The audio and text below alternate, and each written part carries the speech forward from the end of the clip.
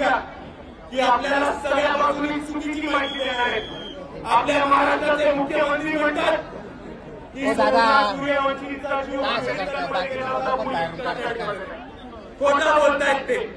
सोमनाथ सूर्यवंशीचा जीव हा पोलिसांच्या मारहाणीमध्ये पोलीस कस्टडीमध्ये गेला होता। त्याचबरोबर राहुल गांधी काँग्रेसचे नेते म्हणतात की सोमनाथ सूर्यवंशी दलित होते। मित्रांनो समजून घ्या, ते म्हणतात सोमनाथ सूर्यवंशी दलित होते। आपण समजून घ्या, ते दलित या शब्दाचा वापर करतात। त्यांना लाज वाटते म्हणायला की सोमनाथ सूर्यवंशी हे आंबेडकरवादी कार्यकर्ते होते। त्यांना लाज वाटते म्हणायला की सोमनाथ सूर्यवंशी आंबेडकरवादी योद्धा होते। त्यांना लाज वाटते म्हणायला की सोमनाथ सूर्यवंशी वंचित बहुजन आघाडीचे कार्यकर्ते होते। त्यांना लाज वाटते म्हणायला की सोमनाथ सूर्यवंशी हे एक सच्चा वीर योद्धा होता। मित्रांनो, हे दलित म्हणतात, पण आपण एक सच्चाई समजून घ्या की सोमनाथ सूर्यवंशी हे सच्चे आंबेडकरवादी सैनिक असले तरी ते घोड्या समाजाचे होते।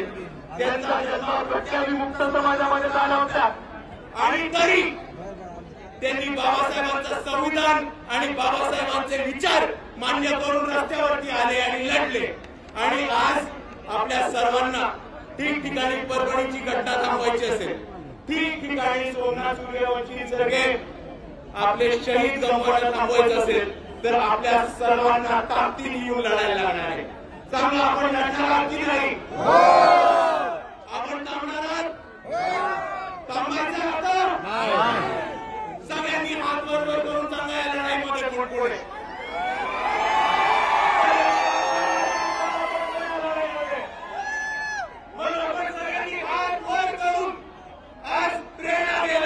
भीमा कोरेगाव विजय स्तंभाच्या खाली उभं राहून इतिहास इतिहास आहे, जिकडे आपल्या 500 शूरवीरांनी कितीतरी लाखो पेशवेच्या मातीत काढले होते। हा इतिहास आहे आपला। याच विजय स्तंभाच्या खाली जाऊन आपण सगळे शपथ घेऊ की या देशातला जोपर्यंत मनुवाद संपत नाही तोपर्यंत इकडचा प्रत्येक आंबेडकरवादी लढणार म्हणजे लढणार।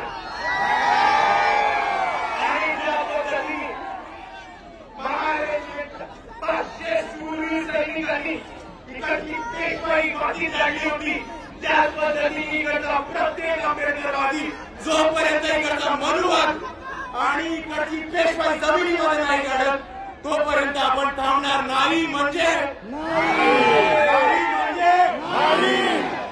जय भीम, जय संविधान, जय जय जय जय जय भीम,